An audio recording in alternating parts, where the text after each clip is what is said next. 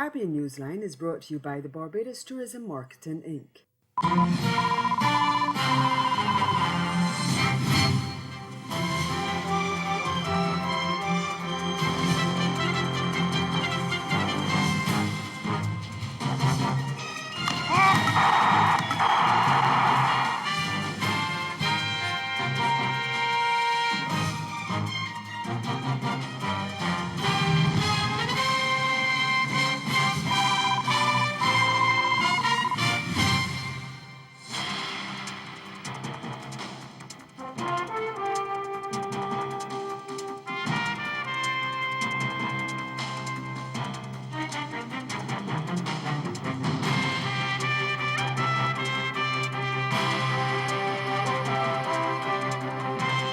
The Commonwealth Secretary-General pledges to rally international support for hurricane-hit Bahamas and other islands feeling the brunt of climate change. Our top story in Caribbean Newsline for Tuesday, October 8th.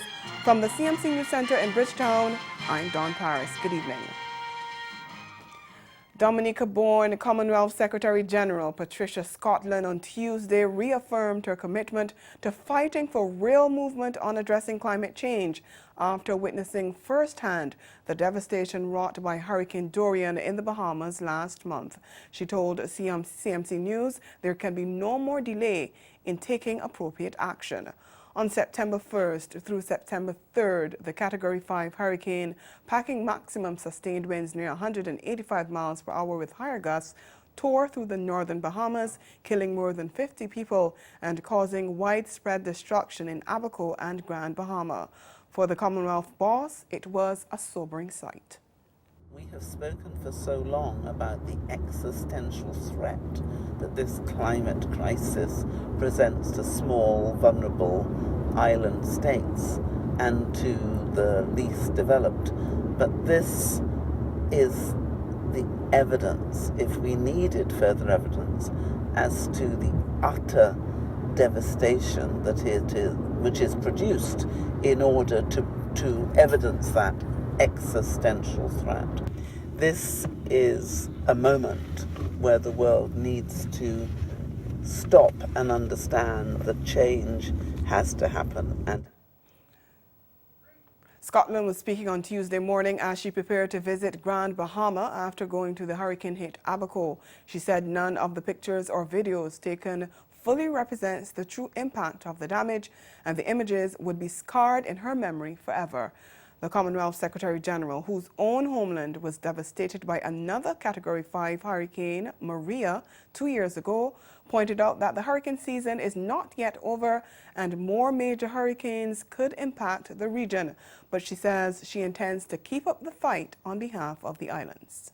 The Commonwealth support is absolutely needed, and I am determined to continue to rally support across the world and across our international agencies and institutions, and in the upcoming meetings that will happen between now and the Commonwealth Heads of Government meeting in Kigali in Rwanda in June 2020. And it is absolutely clear that climate will remain near the top, if not the very top, of the Commonwealth's agenda. Guyana's opposition People's Progressive Party, PPP, is adamant it will not return to the National Assembly to extend the life of the coalition government. But Attorney General Basil Williams is hoping the PPP will have a change of heart. Otherwise, he foresees a crisis. He said if the opposition does not return to Parliament, then caretaker President David Granger would have no choice but to dissolve Parliament. Opposition leader Barrett Jagdeo has said an extension is unnecessary since it is not linked to any decisions that should be taken to facilitate elections that are due following the government's loss of a no-confidence motion last December. We get more in this News Source Ghana report. In the world of politics, the opposition PPP is maintaining its position that it will not be returning to Parliament. The National Assembly is set to come out of recess this week, and the Attorney General Basil Williams has said that there could be a crisis if the opposition party refuses to return to extend the life of the government, as elections are due in March 2020. The president has already named an election date and has said that the elections will take place on that date whether the opposition returns to Parliament or not. The opposition party has not attended a parliamentary sitting since last year and has indicated that it has no plans to return to the National Assembly. Attorney General Basil Williams has been saying that the Constitution requires that elections be called within 3 months after a no-confidence motion or at the time agreed to by 2/3 of the National Assembly after that vote of no confidence. With the 3 months expiring since March as cases move through the courts, the Attorney General said the extension ought to be granted, and the opposition would need to fully explain why it does not want to honor the Constitution when it refuses to go to Parliament. The opposition leader has said that he feels the call to return to Parliament is a blackmail effort by the government. Opposition Member of Parliament Anil Nandalat has also said there is absolutely no need for the PPP to return to Parliament. The Trinidad and Tobago government says it's finally nearing a conclusion to the CLICO debacle a decade after the collapse of the regional insurance giant and its parent company, CL Financial. That disclosure came from Finance Minister Com Imbert as he delivered a 53.03 billion TT dollar budget to Parliament on Monday. CL Financial has been in the hands of liquidators since 2017, and Imbert says the process is nearing an end. This liquidation process is now ongoing in the context of an orderly settlement of the debt owed by CL Financial to the people of Trinidad and Tobago, and we expect the exercise to be completed in 2020. In parallel, the Deposit Insurance Corporation, the liquidator of CLICO Investment Bank, CIB, after many false starts in the pre-2015 period, has almost completed its assignment, with a substantial proportion of the debt being settled, allowing substantial shareholdings in blue-chip companies such as Republic Bank to be transferred to the state. Further, the Central Bank of Trinidad and Tobago recently announced the commencement of the final stages of the CLICO resolution, with the sale of CLICO's traditional insurance portfolio to a well-capitalized local insurance company. Well, Imbert did not identify the company, but last week the Barbados-based Sagicor Life Inc. said it had acquired the assets of CLICO. The finance minister said government's decisive intervention in the matter had resulted in a reduction in CLICO's debt. CLICO has now settled approximately $15 billion of its debt to taxpayers. This excludes the funds which will be received from the sale of the traditional portfolio. We are now in the process of analyzing the remaining debt to be repaid by CLICO and CL Financial. Well, as we mentioned earlier, Minister Imbert delivered the budget on Monday and he announced several measures. TTT's Mahalia Joseph Wharton reports on the highlights of that presentation that lasted just under 3.5 hours. Minister Imbert said the revised estimates for 2019 indicate that total expenditure for the year is now estimated at $50.5 billion, a decrease of $1.27 billion from the originally budgeted expenditure of $51.77 billion for 2019. There will be provisions within the budget to assist single working mothers. Daycare centers for children under 3 years old throughout the country will be established.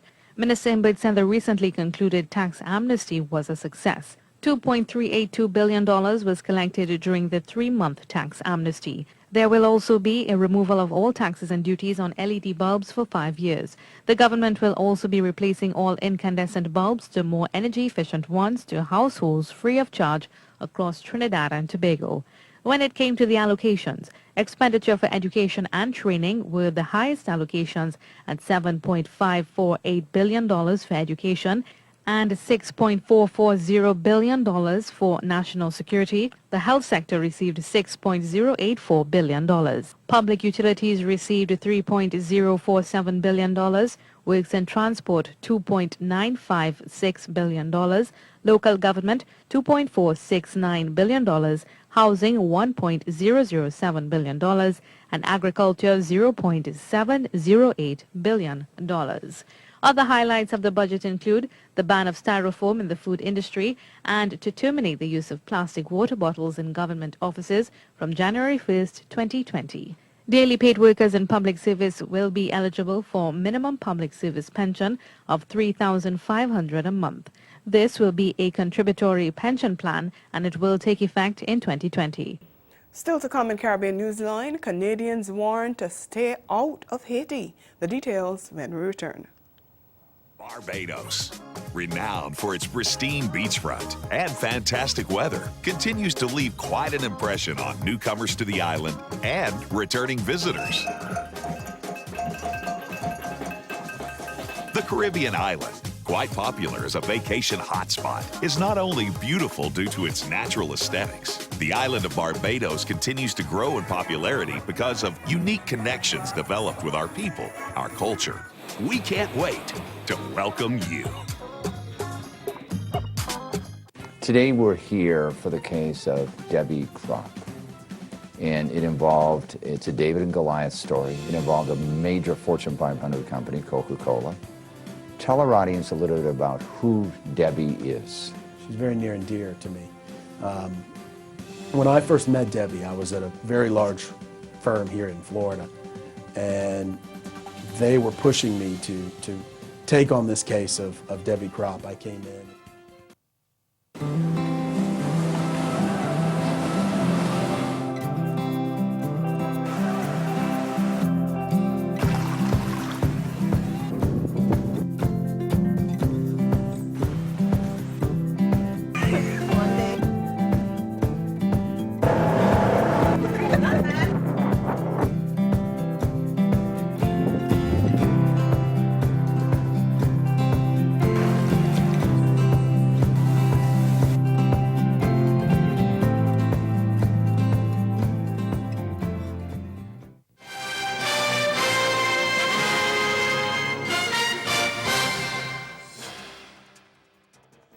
The Canadian government has warned its nationals to stay away from Haiti, where opposition forces are continuing street protests to force President Jovenel Moïse out of office.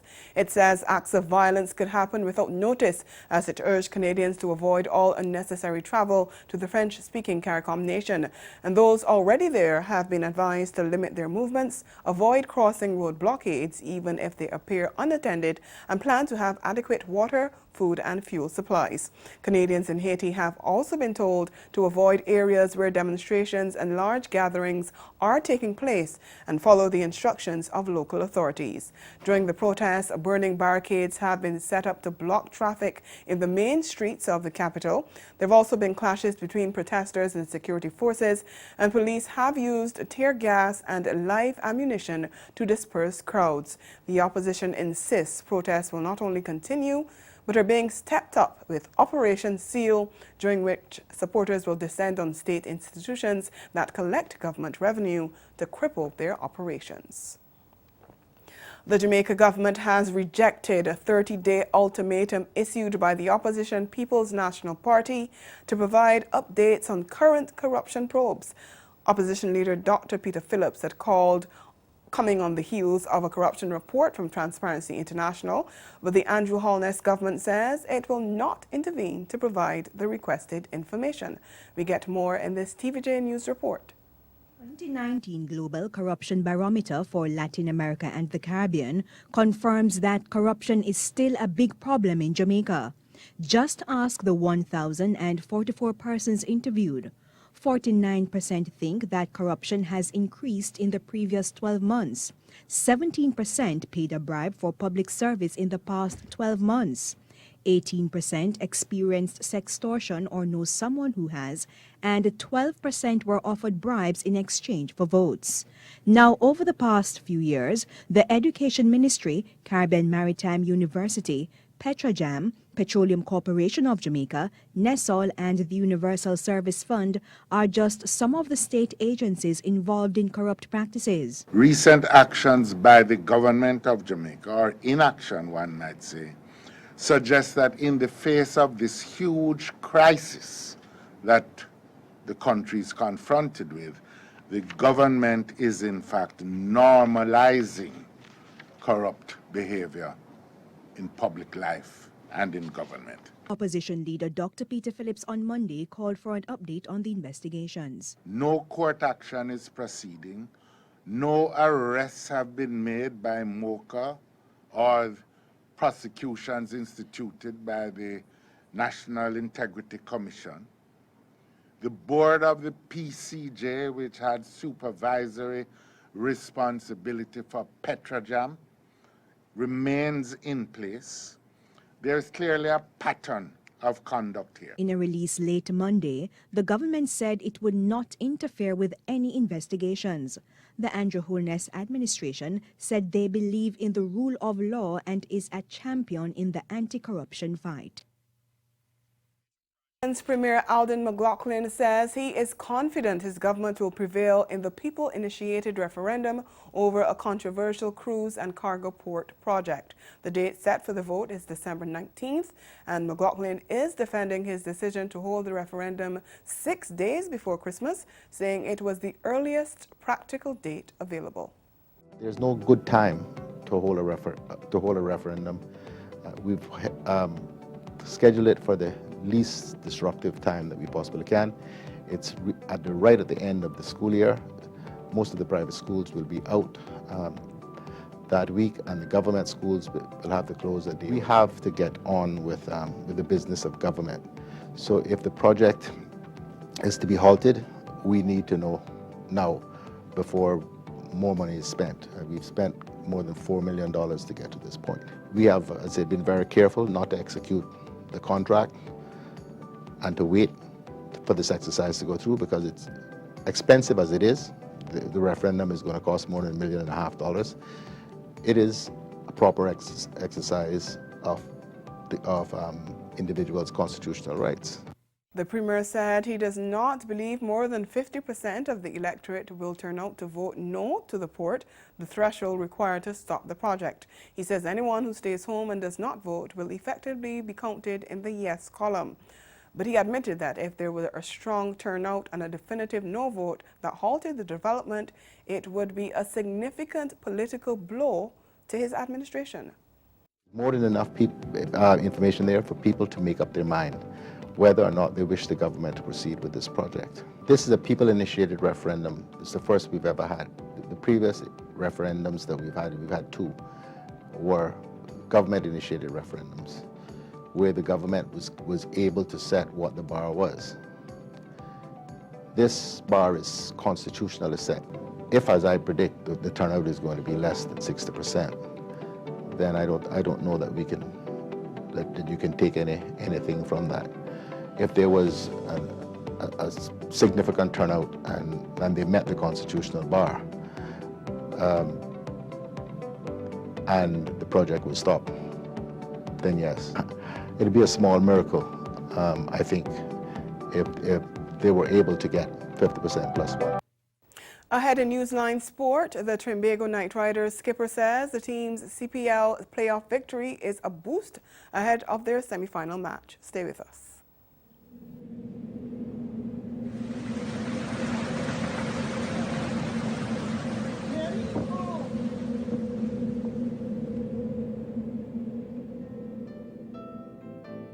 When you think of what we went through with Hurricane Irma, you had to be able to recognize what are the things we need to do to cope with the aftermath. The psychological trauma, to me, is probably the most telling on a lot of people. Preparedness is the key. So when people are prepared, when people have what their resources in terms of how they can cope with the disaster, they're better able to be able to return to their normal life. They're better able to make decisions that are informed for themselves and for their family, and then for their community. Be ready, look, listen, and link.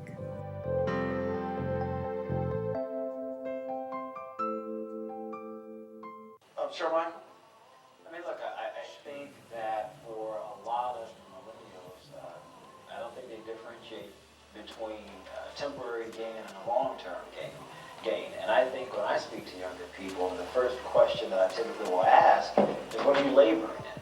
So if you're going through this whole hookup phase, as you mentioned, or you're planning for a long-term marriage. Coming up, a mix of cultures on display in one location. We showcase highlights from CariFesta. Celebrating 10 years, it's the Food and Rum Festival in Barbados. And we learn about sustainable tourism in St. Vincent and the Grenadines. It's all next on Caribbean Passport, right here on this station.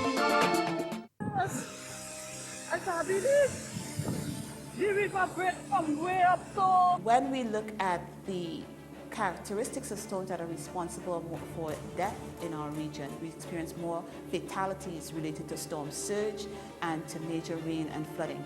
This is nobody's life, and I don't want to see the next hurricane like this. My neighbor roof, run! Boy, watch out. Oh, you don't see what we see.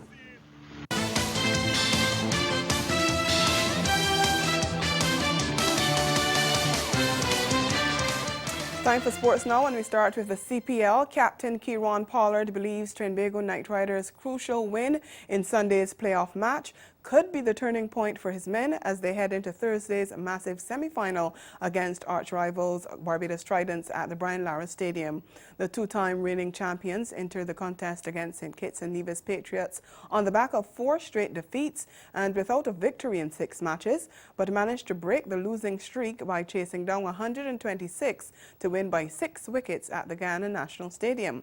Pollard said, quote, "I'm hoping this can be the turnaround. We have a couple days rest, we go back in front of our home crowd, and that will spur us on even more. There is always room for improvement. There were a couple of blemishes in the field, so that is something we need to speak about. Every run and every boundary saved is crucial for us, so that is something we will have a conversation about," end quote. TKR will be bidding for a place in next Saturday's final against Ghana Amazon Warriors, who played unbeaten in the league phase to win all 10 matches and top the standings. The Grenada government has hailed the achievement of the country's second gold medalist and first medalist in a field event. Anderson Peters made history for the Spice Isle and shocked the world when he won the men's javelin at the just concluded IAAF World Championships with a throw of 86.69 meters. He beat the former champion from Germany, who had to settle for bronze, and Estonia's Magnus Kurt, who claimed the silver. In a statement issued on Tuesday, Grenada's sports ministry extended congratulations to Peters, his coach Paul Phillips, and his family. He said the 21-year-old had added the new title of a world champion to his list of achievements after claiming the gold in front of an electrifying crowd at the Khalifa International Stadium. Peters concluded his 2019 athletics season undefeated as the two-time SEC champ, two-time NCAA champion, NACAC Under-23 champion, and Pan American champion. He's the second athlete in Grenada's history to become a world champion, following in the steps of 400-meter Olympic champion Kirani James. And 2 athletes who medaled at the World Championships are happy they have cemented their names in the history of Jamaican athletics. TVJ's Trishana McGowan reports. The championship silver medalist Frederick Dakers was all smiles on his return to the island after his historic performance in the men's discus throw. Dakers, who was second behind Daniel Stahl of Sweden, became the first Jamaican to get a podium finish in the event at a major senior championship. Well, I think for ambitious throwers, the word ambitious, because I think this shows that it can be done, simply that it can be done. We've normally watched, the guys from Germany, Sweden, all different other countries, actually get medals and stuff like that. So for us to actually have someone on the podium, that says a lot, and shows vision. Dakers' training partner and friend Travis Michael was happy to witness Dakers' achievement. I think it's encouraging, and I think they look up to us, and all we want to do is continue shining a light for Jamaica throws, so that when we are gone, you have others that can replace us. Newly crowned bronze medalist Rochelle Clayton put the world on notice before the start of the championships, and she did not disappoint. Clayton, in her first major championship, raced to a personal best time of 53.74 seconds in the 400-meter hurdles in a record-breaking event won by American Dalila Muhammad in 52.16. The 26-year-old now joins the likes of Melaine Walker, Dion Hemmings-McCarthy, and Ristanana Tracy to medal for Jamaica in the women's 400-meter hurdles at the World Championships. It has been a rough road, but once you tell yourself you want to do something, and I had no choice because I didn't want to go work a 9-to-5 job. So I poured everything I had in the last 2 years, and this is the end result, and this is only the beginning, because those two ladies set the bar a little bit higher. So it's just my turn now to just climb higher to get to that level. Because Football now. Trinidad and Tobago's hopes of qualifying for next year's Olympics faded after they were handed a 4-0 drubbing at the hands of St. Kitts and Nevis. TV6's James Saunders followed all the action at the Atto Bolden Stadium and filed this report. Trinidad and Tobago's women head coach Stephen Defoe has been consistent with his starting lineup, which has paid dividends thus far, and he only made one change in contest against St. Kitts and Nevis. It was the Kittians, though, who started strongly and got a well-worked opener in the 6th minute. Ellie Stokes with the goal. And they kept their foot on the gas and were rewarded soon after with a penalty following a handball. Phoenicia Brong was clinical from the 12-yard spot kick. 2-0 St. Kitts, fully in control in the 13th minute. And the Tyree Islanders didn't let up on the shell-shocked host. Brong finding space down the left and picking the gap at the near post for a team's third. TNT shell-shocked. Kamika Forbes distraught. St. Kitts 3, TNT 0 after 23 minutes of play. The halftime whistle couldn't have come any earlier. Trinidad and Tobago needed to make it a game of two halves in the second 45 and looked a lot sharper to start. They were rewarded for their pressing play when Denicia Prince blasted one past the keeper to start the fight back in the 59th minute. And TNT looked likely to make it happen as they created good looks at goal. But they were given a death blow in the 84th when the Kittians broke free and racked up their fourth through Brong. TNT well exposed and well beaten in this contest. 4-1 St. Kitts complete the upset and go top of the group. After the game, coach Stephen Defoe said the midfield was a little slow to react, in particular in the first half, but reminded all that the senior women's team is in the rebuilding process. I said this team has only been training since September 20th, so it's basically no time at all we've had as a group together. And so we just got to keep getting more games going forward, whereby we can start collectively playing better as a team and getting to know each other so that we can have more chemistry taking place. And that's the sport. We'll be right back.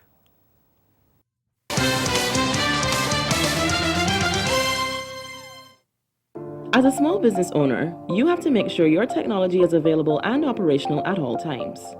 But what happens when your network crashes, your email goes down, or your user systems get a virus? You may try to fix the issue yourself, but you can end up making the problem a lot worse. At Digital Networking Solutions, we're more than just people who try to fix your computers. We monitor, maintain, and support your IT systems so that you can focus on growing your business to its fullest potential. When you sign up for one of our IT support plans, we get familiar with your IT environments beforehand, so we can manage it proactively as if it were our own. Your business deserves the best IT services available to ensure it functions to its maximum efficiency. So give us a try today. Email or call us, and we will give you a free network assessment to determine whether now is the time for your small business to adopt Digital Networking Solutions for a smoother, more reliable network experience. Welcome to a special episode of Let's Talk Tobago. As we commemorate our 43rd anniversary as a republic, we have highlights of the Tobago celebrations, starting with the Republic Day Parade.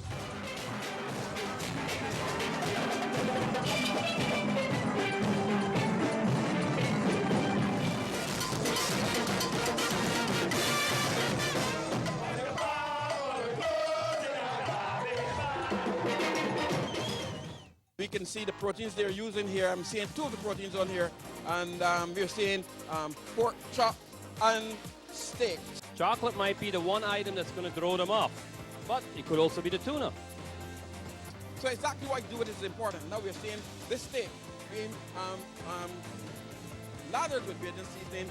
The Dominican team, of course, we have the Dominican flag. Tell us how you're feeling at this point, Chef Michael. Well, I feel that this rung is our rung. We're working hard towards getting that goal.